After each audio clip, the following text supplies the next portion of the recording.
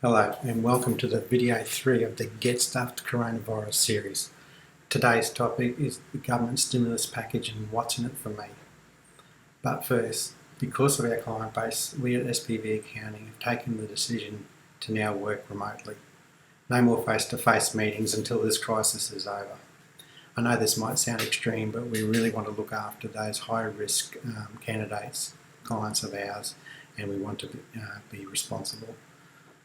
There is still plenty of ways to contact us. There's email, there's phone and face-to-face Zoom meetings if you have a computer with a camera. We've also put in strategies in place for items that need to be dropped in or picked up. I also want to thank everyone for being patient with me today as I made a mercy dash to Brisbane this morning to pick up my daughter from the airport. She's been spending the last year travelling overseas, and I spent the rest of the day trying to digest 250 odd pages of stimulus legislation. The following information is general only and should be adapted to your own circumstances. So what I've gleaned in no particular order. First of all, the instant asset write-off. So from the 12th of March 2020, the immediate write-off threshold is going to increase from 30,000 to 150,000. This will be available from the 12th of March to the 30th of June. Now from the 1st of July, this will revert back to $1,000.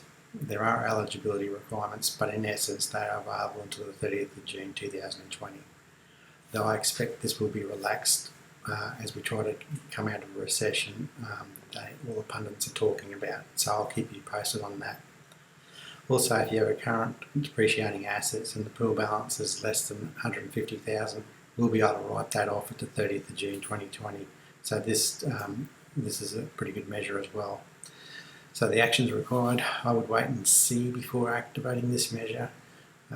It might be good for investment in your business and it might be a great deduction, but you must consider the implications of going into a full lockdown. Some pundits expect the lockdown will last 2 weeks, but the majority are saying 6 months. Can your business survive this scenario? Will your business be around after that time?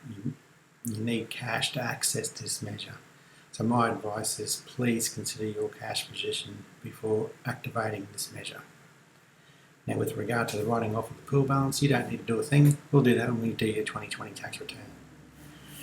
The second item I want to talk about is the cash flow boost to employers. Now, you would have heard this through the media and they have got this so wrong. And we are now left to pick up the pieces. This is the 20,000 to 100,000 cash incentive. Effectively, the government will pay your pay-as-you-go withholding. That is the tax that you withhold from your employees to the tune of 100% up until a maximum of 100,000 over 2 years. Now this starts from the March quarter. The minimum payment will be 20,000 and this will be done over 2 years. This looks like it'll be available for non-profit enterprises as well. There's no real guidance on how we'll be able to access this, but we think it'll be just on your quarterly or monthly business activity statements. Actions required. This is a good start, but I personally don't believe this will save many jobs. Not only that, it won't be a cash payment as it's been touted in the media, but rather a credit against your ATO account. So that's correct. It's my understanding that if you have any ATO debt, this will be paid first using these measures. The government at the same time has issued integrity measures. So what that means is employers need to be registered for pay-as-you-go withholding at the 12th of March 2020. And also, if you operate under a trust and you receive distributions rather than a wage, tough luck, you're going to miss out. This is the majority of what we call mum and dad businesses. This is completely unfair and useless. Accountants all over Australia are lobbying the government to reverse that integrity measure, as the idea of the stimulus package is to try and save businesses, not tax them. The third item is, which was not a bad measure, is the assistance for apprentices and trainees. Now, to be eligible for this wage subsidy and to retain apprentices, a business will need to have employed apprentice at the 1st of March 2020 and provide evidence that that wage has been paid. Now, the subsidy is going to last 9 months and pays 50% of the apprentice's wage up until $21,000 and the 31st of December. This will begin from April. Another measure introduced is providing flexibility in the Corporations Act. This provides short-term relief to classes of persons that, due to the coronavirus, are unable to meet their obligations. This is only expected to last 6 months. Essentially, it makes it a little harder for someone to bankrupt you if you can prove the coronavirus has affected your business. This measure increases bankruptcy proceedings for a debtor from $5,000 to $20,000.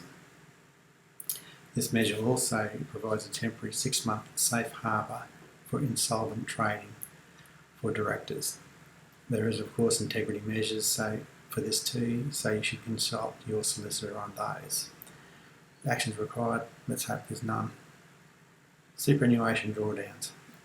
You should be able to access up to $10,000 from your super or retirement savings account each year for the next 2 years if your income has been affected by the coronavirus.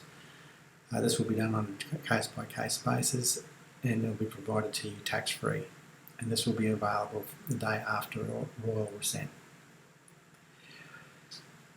Number 6, additional support.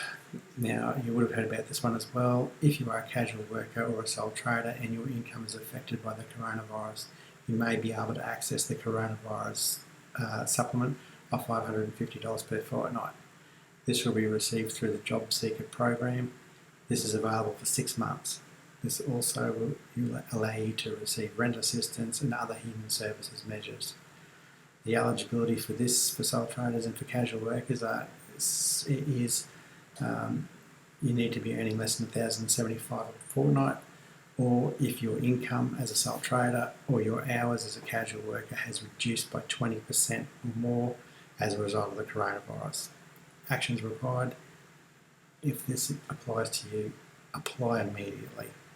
Even if you're not sure because your spouse might be still working as a sole trader or through a company or trust, this will be heavily used, so apply now. The 7th one is guarantee of lending to small and medium enterprises. The government is proposing to guarantee loans to financial institutions of up to 50%.